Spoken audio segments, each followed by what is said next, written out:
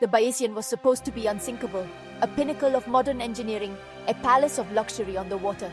But the Mediterranean in early August can be a fickle mistress. A storm, sudden and ferocious, rose up to meet the yacht. When it subsided, the Bayesian was gone.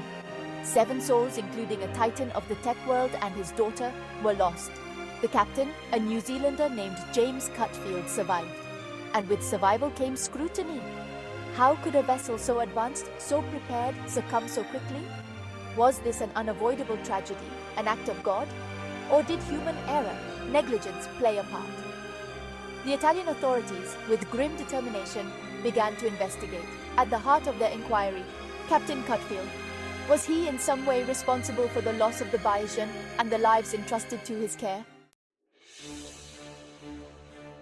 The captain of a ship, any sailor will tell you, is not merely a navigator. He is a leader, a decision-maker, ultimately responsible for the lives of his crew and passengers. When the storm hit, the Bayesian was in a vulnerable position, caught between the Tunisian coast and the open sea. Cutfield had choices to make.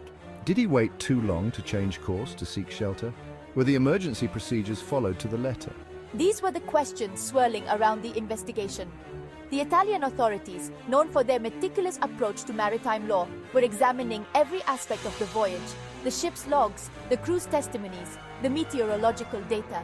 The charge they were considering: manslaughter, a heavy accusation, one that could carry a lengthy prison sentence.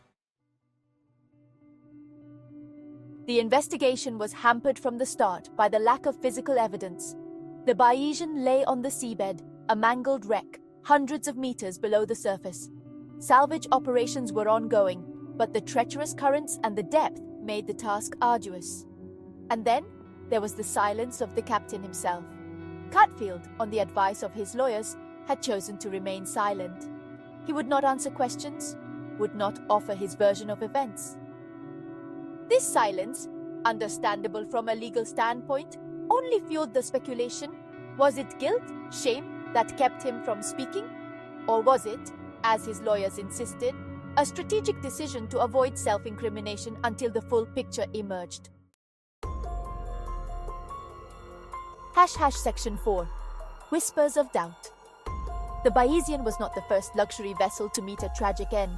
The specter of the Costa Concordia disaster, just over a decade old, loomed large. In that case, the captain's actions, his recklessness and cowardice, had been clearly established.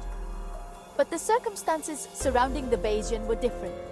This was not a case of a captain abandoning his post, leaving his passengers to fend for themselves. Cutfield had stayed with his ship, had gone down with it, only to be miraculously rescued from a life raft hours later. Yet, whispers persisted. There were rumors of a delayed distress call, of confusion and panic on the bridge. The investigation, already complex, was becoming a tangled web of speculation and hearsay. Section 5. Seeking answers in the depths.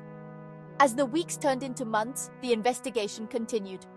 Expert witnesses were called upon to analyze the wreckage, to reconstruct the events of that fateful night. Naval architects, meteorologists, psychologists, each offering their perspective on the sinking of the Bayesian. Some pointed to the ferocity of the storm, an unpredictable weather event that could have overwhelmed even the most experienced captain. Others highlighted the possibility of mechanical failure, a catastrophic malfunction that could have led to the rapid sinking. And still, the question of human error lingered. Had Cutfield, faced with a crisis, made the wrong call? Had his judgment, his experience failed him at the worst possible moment? Section 6. Justice Adrift. The investigation into the sinking of the Bayesian was nearing its end. The Italian authorities, after months of painstaking work, were preparing to release their findings. Would they point the finger of blame at Captain Cutfield? Would he face charges, a trial, the possibility of prison? Or would the tragedy be deemed an accident, a confluence of unfortunate circumstances beyond human control? The families of the victims waited anxiously for answers. For them, the investigation was not just about legal accountability. It was about understanding, about finding some semblance of closure in the face of unimaginable loss. The sinking of the Bayesian was a tragedy on many levels.